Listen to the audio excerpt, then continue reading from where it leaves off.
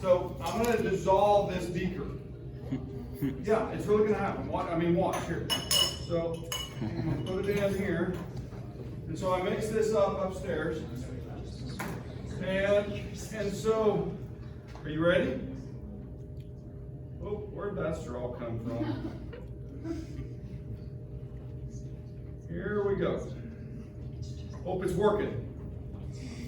Look at that. It dissolved it. Yeah. See? It's a scam. Isn't that amazing? Did you guys know that you could dissolve a beaker in that fashion?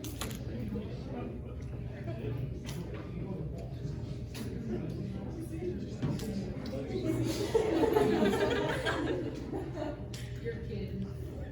Well, where is it at? Where? I don't see it. Do you see it? Yeah. Barely. Barely. I see You what? it. I can see it when you move your. When I move it? You know, if your face is in there, you can. So what is going on there? Just so we can see, right? I brought some tongs, a couple extra paper towels.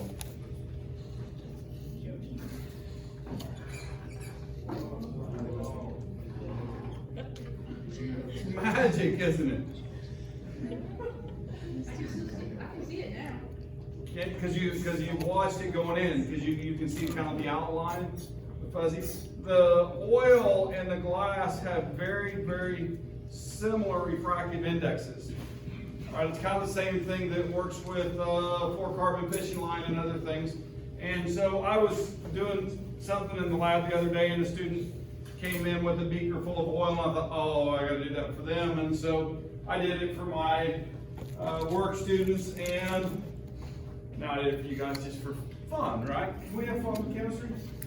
Optics, physics, those types of things? Yeah? We're going to clean this up. So I should do this for the next class period, shouldn't I? Yeah. We got to have it set up. Did you guys like that I dissolved it? Was anybody thinking that if he dissolves that inside beaker, that outside one's going to go too? So that was intentional. That was what my student workers thought would be the funniest. So we talked about that, or just magic, I could make it disappear. So, which one do you guys think's best? Dissolve? That's what they said.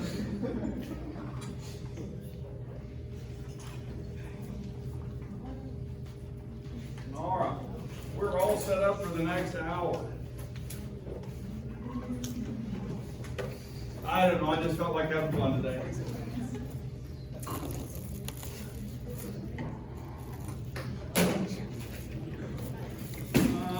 Housekeeping. Wednesday. No, not Wednesday, Friday. Friday. What's going on Friday?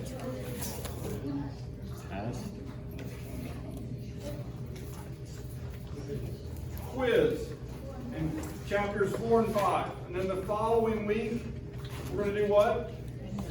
Test. Chapters 4, 5, and 6. You guys good with that? All right. So let's work a little bit on chapter 6. What are we doing in the lab this week? I should ask that. There is a lab quiz this week. It's already posted. I think. I hope it is. Was for me. Was for you? Okay, all right. So lab quiz is up, so don't forget to take that, and we're going to do a titration this week. Is that correct? Yeah, acid base. So we're going to standardize a base and then use that to do a measurement with. Okay, cool. Fun stuff. All right. So we'll start learning some titration mathematics. Change the lighting now that the demo is done, and turn on those.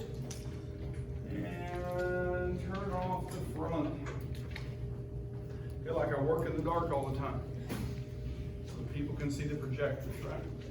All right, atoms. We were somewhere right in here. We were getting ready to talk about covalent bonds, or we started talking a little bit in here about them. Didn't make it quite this far in my other class. We talked about the octet and duet rule. and we're going to start combining elements into bonding patterns. And so I think we were on this slide or this slide? This one? Yeah, I couldn't remember when I was reviewing. And so anyway, but predicting the number of bonds an atom is likely to make. With each bond, an atom gains access to another shared electron. H2, right? So if I'm looking at H2, then hydrogen has a single electron, right? And so when I make H2, I have those two electrons, and neither one of those is happy because they're not in a duet, right?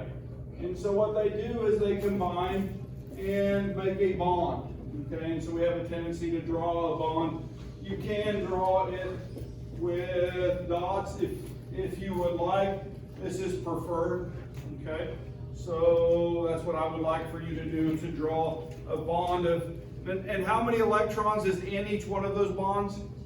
2, okay, so make sure that we know that. And so for period 2 elements, the number of electrons needed to have a full valence shell predicts the number of bonds it's most likely to form. So this was the duet being satisfied. If I have, let's say, I'm going to go to oxygen. Actually, let's go to fluorine. Let's do it first. We'll get a single bond going. So if I'm doing a fluorine, then I start filling that with electrons. Would you guys agree that each fluorine has 7 valence shell electrons? Yep, so we've been practicing that, and that's in family 17. All of those elements would have the same outside pattern, right? And so they're going to share these in the same fashion. And so it would look like this. Now, we have to remember, if we draw that, and chemists all know that the remaining electrons are present too, okay? Now, these are bonding electrons, right? Would you guys agree with that?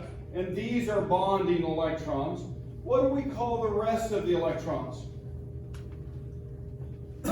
Lone pairs of electrons, or non-bonding electrons sometimes, right? I mean, that's used. So fluorine has 6 non-bonded electrons, or 3 lone pairs, surrounding it when it makes a bond with another fluorine to make F2. You guys with me? So we start keeping track in that fashion, and we look at the valence shells to know how many bonds something is going to be formed, is something's going to be forming. Now, there are some exceptions to these rules. For example, boron, we'll talk about it in those later, okay? So anyway, period 3, beyond this method is useful as a starting point, but larger elements can form molecules that are exceptions to the octet rule. So they can have what's called an expanded octet. Now, why they would call it that, I have no idea. I think that's poor terminology. They just have structures which have more than 4 bonds, okay? And so anyway, how many bonds is carbon likely to form? Well, let's take and put a C on the board, a carbon, right? And when I do that, and I'm going to put in the valence electrons, 1, 2, 3, 4, right? Would you guys agree that's the correct number? Yeah?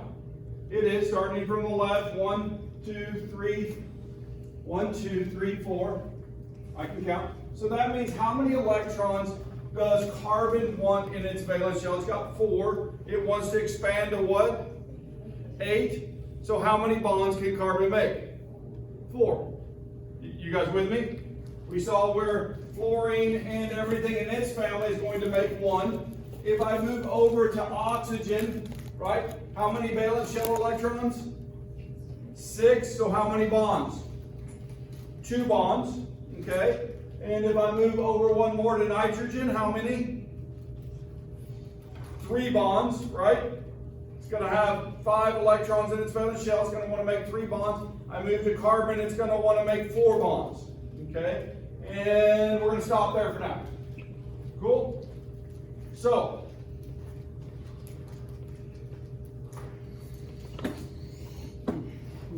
Here, I think, did we play this video last time? We did, we gotta watch it one more time. Here it is, hydrogen making a bond.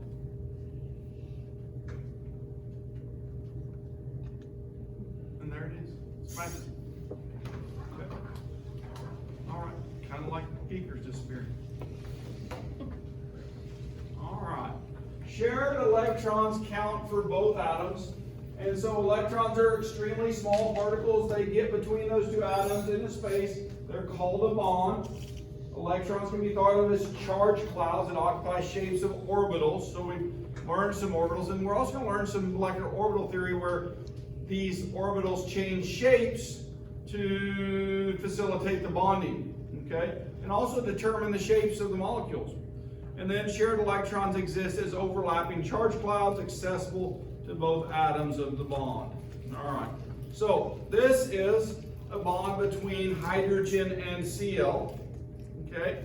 So if I'm counting electrons in this, I have HCl246, excuse me, 2468. You guys agree with that statement?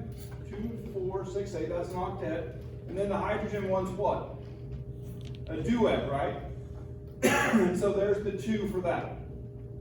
Cool? All right. So choked up all of a sudden. A hydrogen atom has 1 valence electron and Cl has 7. The HCl molecule, these two atoms share 1 pair of electrons, and so the H has a second electron and the Cl has an extra electron, and then the others are lone pairs, right, of electrons. Cool? So how many lone pairs on chlorine? 3.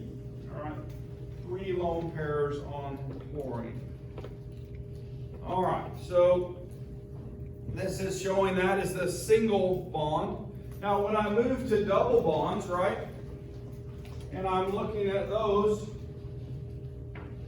so when I have O2, right, then 2, 4, so, should put those separate.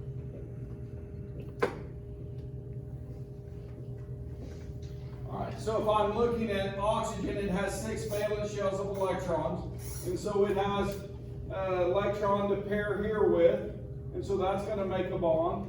And then it has 2 more electrons it's going to make the second bond with. And when I do that, I have 2, 4, 6, 8, 2, 4, 6, 8. 8 electrons around both oxygens. Or we draw it like this when we're doing the Lewis structure. We know that on that there are 2 lone pairs. Okay, I just put them on there. 2, 4, 6, 8, 2, 4, 6, 8. And so this is the structure, the Lewis structure for O2. Okay? If I move over to nitrogen, right? Nitrogen has 5 valence shell electrons, right?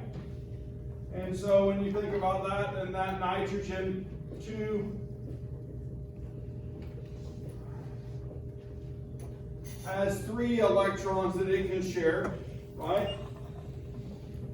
2, 4, 6, 8. The lone pair. 2, 4, 6, 8. So that structure is the lone pair with a triple bond to make nitrogen. So what do we say here? 2, 4, 6. Oops. 2, 4, 6, 8. Who do we appreciate? 2, 4, 6, 8. And then run. It just makes it easier to remember, right? So when you're counting, you have something to think about. All right, so sharing electrons. Sharing electrons. So we've got a couple more structures up here, and the example says, identify the number of shared electrons, unshared electrons in these Lewis structures. Okay, so we're assuming that these Lewis structures are correct. And when we do that, I want you guys for hydrazine N2H4 to tell me how many electrons are shared, okay? And how many are unshared? Totals are, I'd probably do the math out, right?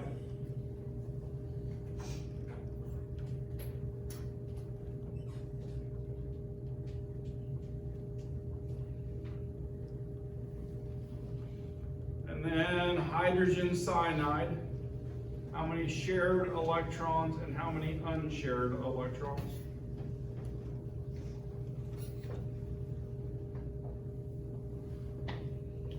We got it? Everybody good? Everybody's just going 2, 4, 6, 8, 10, right? So there's 10 shared electrons and 2, 4 unshared electrons. Over here there's 2, 4, 6, 8 that are shared and 2 that are unshared. So hydrogen has 10 shared electrons, 5 single bonds, and 4 unshared electrons, 2 lone pairs. Okay, so agree with that? Yeah. Then if we move to the next one, hydrogen cyanide has 8 shared electrons, all right, 1 single bond and a triple bond. And so those are 8 shared electrons and then 1 lone pair. And so we count 2 for the unshared. All right, Lewis structures. Now we're going to start trying to learn how to draw them ourselves. Yes? Can carbon form like a quadruple bond with another? It can't do quadruple. There's not enough space. The most bonds we can have between any 2 atoms is 3. Okay? So that's the limit. Does that make sense? There's not space to put a 4th bond there. Good question. All right, the number of electrons in a Lewis structure equals the total number of valence electrons in the atoms of the molecule. And so atoms in a Lewis structure obey the octet/duet rule. Cool? All right, so, yeah. So if we're looking up here, then this is doing what we've already been doing, and it's showing us that the oxygen on the left has 2, 4, 6, 8 total electrons, 4 electrons in lone pairs, and 4 electrons that are shared. Would you guys agree with that? Yep. And then we move over to the other oxygen and we see what? It's identical, isn't it? Okay? And so then if we move to the carbon in the middle, then 2, 4, 6, 8. Would you guys agree with that? Now, what I want you to notice is that we can do a check. If before I started I had taken carbon, which has 4 valence shell electrons. You guys with me? It has 4 valence shell electrons. Each oxygen has 6, right? So that's a total of 14 valence shell electrons. You guys with me? That's a total of 14. So I can check and make sure that this is the right structure. 2, 4, 6, 8, 10, 12. Oh, wait a minute, did I count wrong? 2, 4, 6, 8, 10, 12, 14, 16. Did I do the math wrong?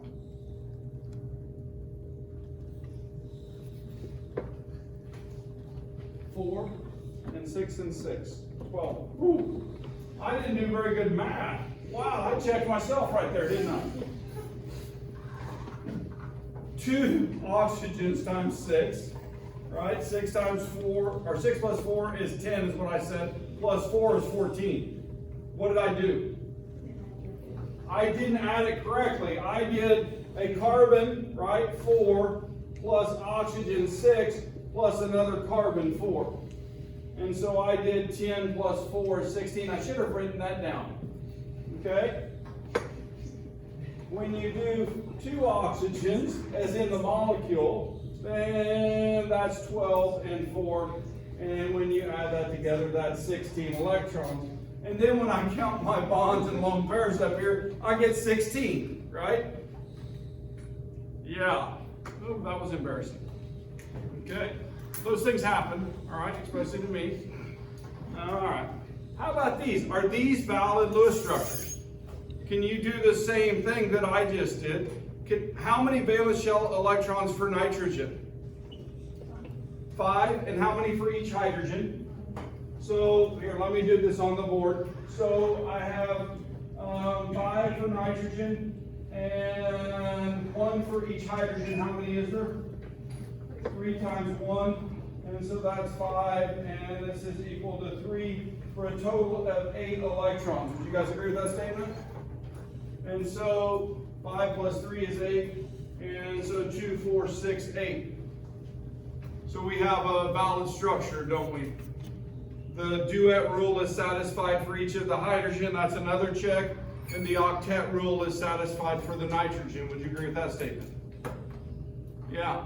All right, so let's try the next one. Let's try the next one. How many electrons for the carbon? For carbon? 4. And then how many for each hydrogen? 1 for each hydrogen. And then how many for the oxygen?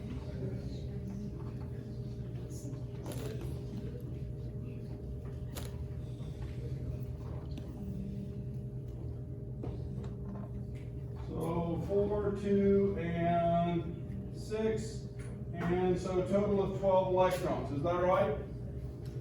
All right, so I'm looking up there and I go 2, 4, 6, 8, 10, 12. And then I start looking at octets. The oxygen has 2, 4, 6, 8. The hydrogen has 2. The other hydrogen has 2. And so that's all meets the octet rule, and we have the right number of electrons. Cool? All right. So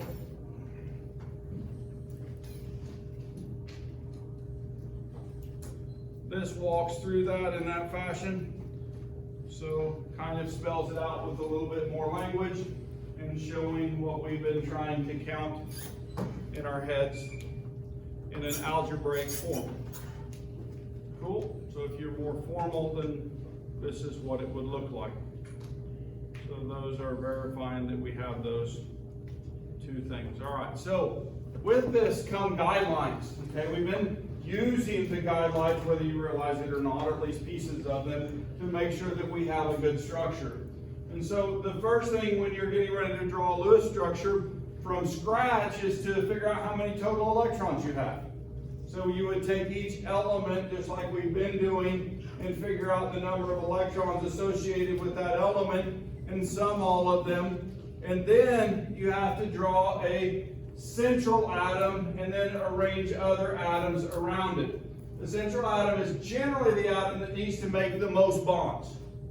Okay? Generally it's the one that needs to make the most bonds. It may also be the first atom written in the formula unless that atom is hydrogen, which can never be a central atom. Why can't hydrogen be a central atom? It only makes 1 bond, so it can't make 2, so it can never be the central atom. You guys with me? Yeah. And then 6.3 discusses how to select a central atom based on electronegativity. The things that are more electronegative tend not to be in the center of the molecule. Okay? They have a tendency to be on the outside of the molecule. All right? So when I put nitrogen and oxygen together, then oxygen is more electronegative, and so the nitrogen will become the central, right? Carbon, hey, it's almost always central. Okay, you guys with me? And so then we can start looking at other elements. All right, so once we have the central atom determined, we connect the central atom to the outer atoms with a single bond. Okay, so we have a framework drawn. Then we keep in mind that each single bond counts as 2 electrons. Distribute the remaining valence electrons from step 1 to the outer atoms as lone pairs to complete their octets. If their octet is full, right, then you take those remaining atoms and put them on the center, or remaining electrons, put them on the center atom. Right, now, with hydrogen, we're talking about a duet, not an octet. Just be aware of that. Okay? Assign any remaining electrons to the central atom. I did that rule. And then if central atom has less than an octet, we start moving lone pairs into double bonds. Okay, till we complete that octet. All right, 7, verify the final structure. And how are we verifying? So what we were just doing, right? So we're making sure we have the right number of electrons, 2, 4, 6, 8, right? You literally count them. You make sure that the number in your structure is the same as what you determined for the total number of electrons. All right. Make sure that it fulfills the octet rule on those atoms that have an octet, the duet rule on hydrogen. Okay. Now there are exceptions, and those are in section 6.4, and then contains the exact number of valence electrons calculated in step 1. So we verify that structure. All right, I want you guys to draw the structure of CHCl3. CHCl3. So what are you going to do first? What was the first step? Count the total number of what? Valence shell electrons, right? So what elements do I have present? I have carbon, chlorine, and hydrogen, right? And there's 1 carbon, there's 3 chlorines, and there's 1 hydrogen. And so this is for 3 times 7. And 1. So we have 21, 22, 26 total electrons. Did my math correctly this time? Check me, right? Oh, it's right there, it's on the board. So I've got 26 electrons, that was my step 1. And then I put in my central atom. Which one of these atoms is going to be central? Carbon, yeah, that's the correct one. All right? So now there's another clue here when you're trying to decide, okay? And you say, Dr. Pearson, I don't know which center atom. I'm going to ask a question. I want to go back into our discussion, and I want to ask some questions. How many bonds does this family form? Normally. 1 bond, right? And so if I have, well, how many does this family form right here anyway? How many carbon and silicon? They form 4 bonds, right? So that means that carbon's going to make 4 bonds. These are all going to make 1 bond. Hydrogen's always 1, right? You guys with me? And can't make any more than that. Then if I have to choose from these 3 atoms, it's pretty straightforward. I'm going to pick the carbon. Does that make sense? You guys with me? So I'm making that decision, and now I'm going to put the hydrogen and the chlorines on there, right? And I've got 2, 4, 6, 8 electrons I've used so far, right? You guys with me? Now I know that there's lone pairs on what? Chlorines, right? There's no lone pairs on hydrogen. There will not be. So I'm going to start putting the extra electrons where? On the chlorines, right? So I'm going to go and I'm going to put 2. Well, wait a minute. How many will I put around each chlorine? I'm going to put 6 additional electrons because I've got 2 here, right? 2, 4, 6, 8. 2, 4, 6, 8. 2, 4, 6, 8. Cool? And then I'm going to go through and I'm going to go 2, 4, 6, 8, 10, 12, 14, 16, 18, 20, 22, 24, 26. So now I'm going to check the octets on all of my elements. And 2, 4, 6, 8, 2, and I did these, so we counted them as we made the molecule. And so all my octets and duets are full. Is that the structure? What do you think? Yeah, that is the structure of that molecule. So distribute the remaining electrons, assign any remaining electrons. We did that. Move the lone pairs to create multiple bonds if the central atom has less than an octet. It did not. And so verify the duets, octets, and total number of valence electrons. And so hydrogen has 1 shared pair, 2 electrons a duet. Carbon has 4 shared electrons, right, for 4 single bonds, 8 electrons total in octet. And then chlorine has 1 bond and 3 lone pairs for an octet. The total is 26. So we did that one correctly. How about this one? Let's go do formaldehyde. You've actually seen this already, but see if you can't draw the structure for formaldehyde. The formula is on the board.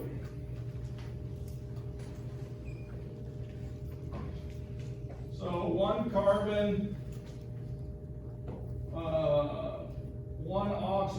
2 hydrogens. Would you agree with that statement? Okay. So I'll let you guys start working on that, and I'll work behind you.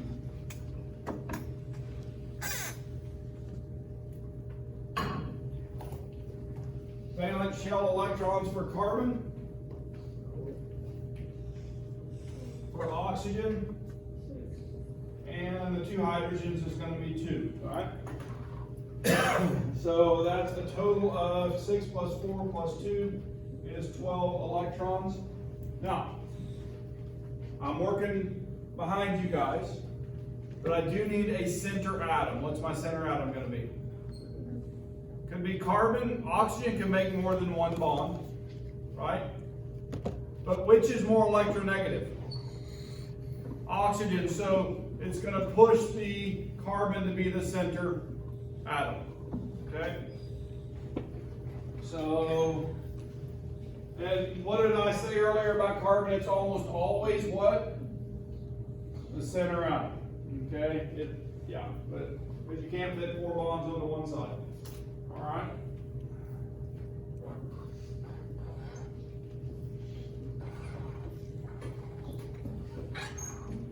So, we have 3 things around that center atom.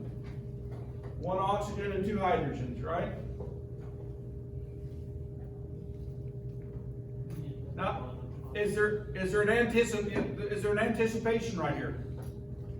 That there's going to be multiple bonds. And there should be, okay? And the reason I say that, if I'm looking at the carbon right now, before I do anything else, 2, 4, 6. You guys with me? And so that carbon only has 6 electrons around it, and we need 2 more, don't we? But we're going to go ahead and follow our rules, okay? We have our total electrons, 2, 4, 6, 8, 10, and 12. Okay, you guys with me? 2, 4, 6, 8. And then a duet satisfied, but the carbon doesn't have an octet, does it? And so to get that octet, we have to come up with a shared pair of electrons.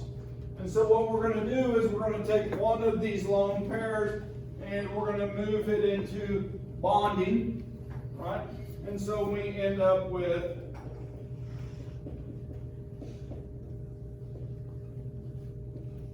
and so now let's check 2, 4, 6, 8, duet, 2, 4, 6, 8. And so all our octets are satisfied. And then 2, 4, 6, 8, 10, 12 electrons, so the total electron count is correct. And so we have drawn a good little structure here. Cool? You guys can do this, can't you? Yeah, it's just learning some basic rules. So this walks through that. It says sum up the valence electrons. There's 12. Select a central atom and arrange it around the other atoms. Draw those single bonds between them. We use 6. 6 remain. So we put those 6 onto the oxygen. We count the valences. And we find that carbon only has 6 electrons. So we move that lone pair into the bond. And then we verify. And so we have verified and we made that structure. It's fun stuff in my mind. Okay? This is fun stuff. All right, how about CO2? CO2.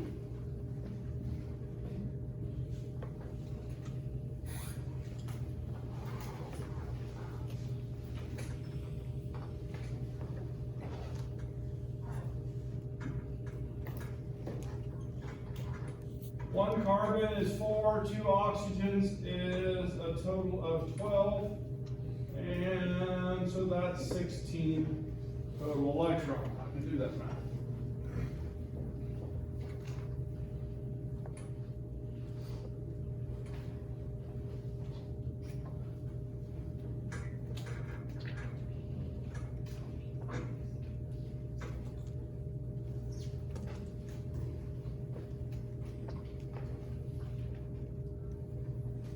What's your center atom?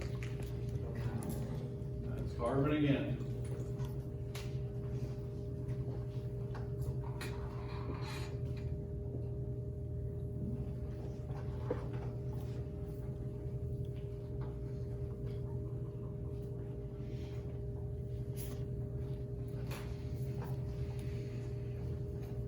we've used 4 electrons, 6, 8, 10, 12, 14, and 16. Are those oxygens happy right now? 2, 4, 6, 8. 2, 4, 6, 8. They are. But what's not happy? The carbon. It needs how many more electrons? It needs a total of 4 more electrons. It can get that by double bonding on each side, can't it? So if I take this lone pair, move those into a bond, this lone pair, and move them into a bond, then I end up with CO, O. So 2, 4, 6, 8, 2, 4, 6, 8, 2, 4, 6, 8. All the octets are satisfied. We can go back and check the count. 2, 4, 6, 8, 10, 12, 14, 16. So there are 16 total electrons in that structure. Cool? All right, same thing. We were walking through that step by step, and we distribute those electrons. We move them into the double bonding, and we do the counts to make sure that it's correct. You guys seen a pattern that's repeating itself over and over again here? Yeah. So if you learn to draw structures in this fashion, then you can start doing more and more complex structures. And they won't be as difficult if you kind of follow that pattern. All right? Now, are there times that you just learn? I mean, if I said draw methane, I think that every chemist in the world, without doing any counting, would walk up to the board and draw this. Okay? But if we go back and we talk about it, 1, 2, 3, 4, 4 plus 4 equals what? 4 electrons for the carbon, 1 for each hydrogen, and so 2, 4, 6, 8, there's the total number of electrons. And so we just start drawing. So when we have things that are like formaldehyde that we did a minute ago, then what we end up doing is we know that that carbon's going to want 4 bonds, oxygen does 2 bonds, each of the hydrogen does 1, and we just draw the structure. Okay? But until you learn to draw structures or you have more complex structures, then you really should do this stepwise pattern. Start with counting the total number of electrons, right? And work your way through that so that you get those structures correct, especially on the exams. And when you get to organic, those structures get more complex. And so sometimes we have to check those, all right?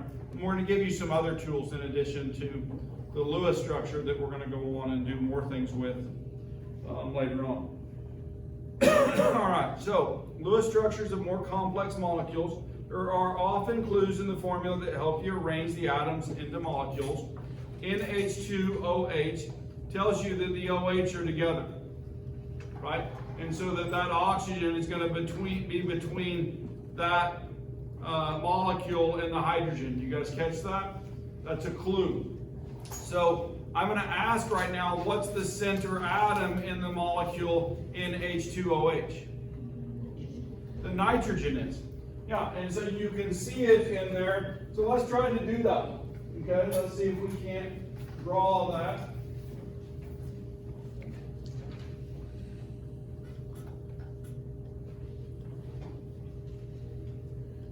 And how many, let's do our total electron count. How many for nitrogen? There's 1 of those, there's 2 hydrogens, and so there's 2 electrons from that. And there's 1 oxygen, actually there's a total of 3 hydrogens. I should have done it that way. I didn't put that other one with those. So I want to go back and do that. And then there's 6 here. And so 5 and 3 is 8 plus 6 is 14 total electrons. Would you guys agree with that? And we've identified that the nitrogen should be in the middle. And so then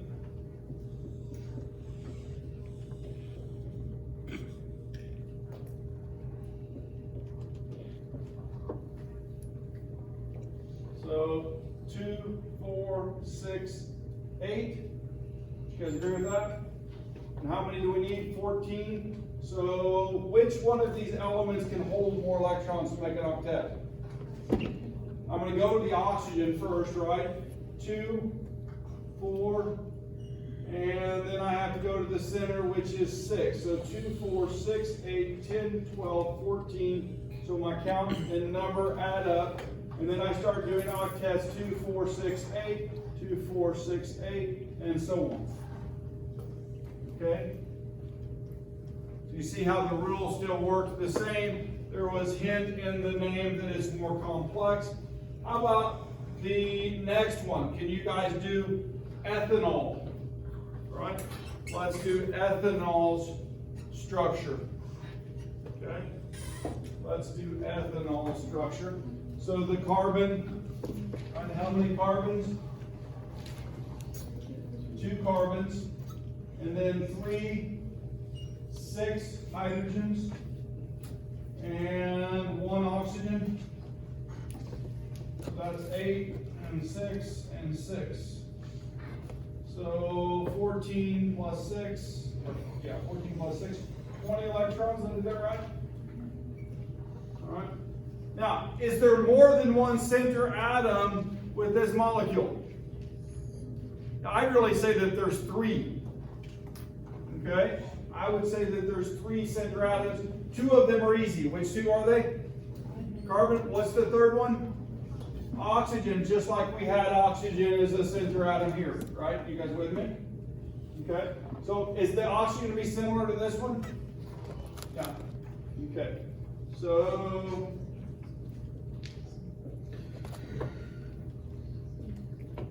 now, there's other things that are helpful in this. How many bonds does carbon make? 4.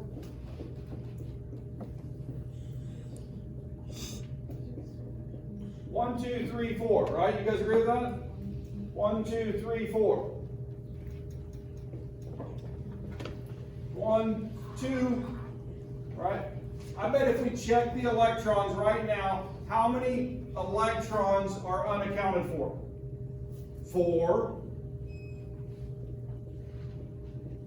2, 4, 6, 8, 10, 12, 14, 16, 18, 20. So there's an anticipation when you start doing these. Okay? Everything has an octet now. The only one we haven't checked was this one, 2, 4, 6, 8, and so it's good.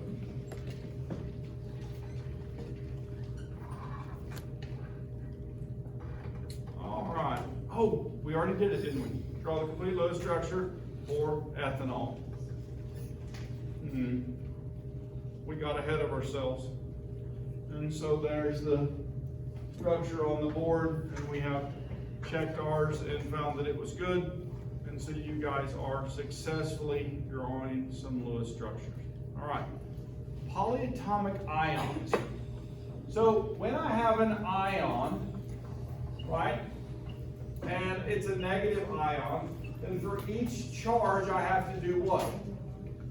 To my electron count. If I have an extra -1, then I would add 1 electron to my electron count. If I have a -2 charged ion, I would add 2 to my electron count. If I have a -3, I would add 3 electrons to my electron count. So polyatomic ions have Lewis structures. And so we're going to look at those. We have to consider that, but other than that, the rules remain the same. Okay? You just have to know that you have to add electrons for that. If I have a positive ion for some weird reason, then I would have to subtract electrons, okay, related to the charge. So you must consider the charge when summing the valence electrons. And in step 1, add a valence electron for each negative, subtract a valence electron for each positive, and then place those structures within brackets and put the charge on the outside of the brackets. Okay, so let's do one of those. Let's do ClO2. Now, I'm going to ask a quick question. What do you believe the center atom is going to be? A chlorine or one of the oxygens? It's going to be chlorine. Okay? In this case, chlorine is going to be the center atom. Right? What do you think? Or is it going to be the oxygen? Why? But can it do a dative bond where it shares 2 electrons at one time? Yeah, it could. This is a tough one. Okay? So you have to make that decision. But let's literally start with doing an electron count. Okay? And then we'll do some proposed structures and we'll look at those. And we'll talk about some tools we're going to use later on, which will help us decide. Okay? So the first thing is to do Cl. How many are those? Of those? There's 1. And so how many valence shell electrons? 7. And then there's 2 oxygens. And so 6 each, that's 12 electrons. And then there's what? How many more am I adding? 1 more. Okay, there's a -1 charge. That 2 is for the 2 oxygens down below. Nope. This ClO2, right, is like this in terms of charge. It has 1 negative charge. Okay? And so the whole molecule, right, if I square bracket that, has a negative. It's distributed somewhere on that molecule. Okay? And it comes from 1 electron that's added. Okay? And so we would put 1 in there. And so 7, 19, 20 total electrons. Would you guys agree with that statement? All right, so there's 2 options here. We could do Cl with an oxygen, or we could do ClO and O. Okay? Can you build structures out of both of those?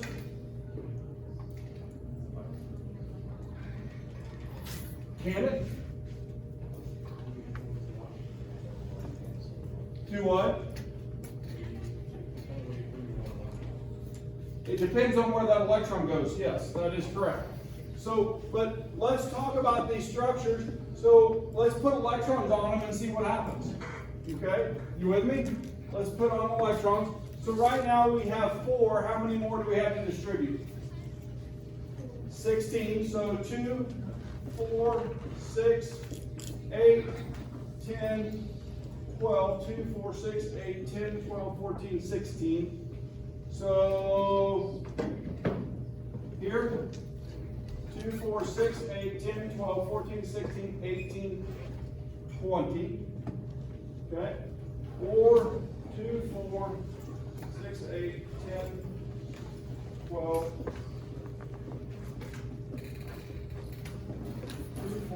2, 4, 6, 8, 10, 12, 14, 16, 18, 20. Okay?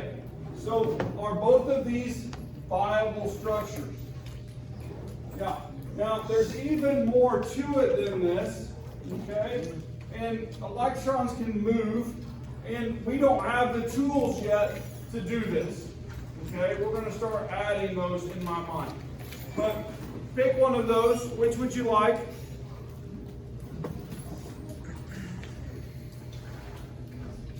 Why is the chlorine shown in the middle of this? Which is more electronegative, oxygen or chlorine? Oxygen. And so oxygen forces the chlorine to be in the middle, right? Now, the other structure could be possible, okay? Just throwing that out there. But, oh, we forgot part of this, didn't we? Golly, I have a major error on the board. I had got that far. I was more worried about the structure, right? I should have shown that with square brackets and a negative sign. So we're out of time, and I guess people are walking out. So have a great day. Yeah.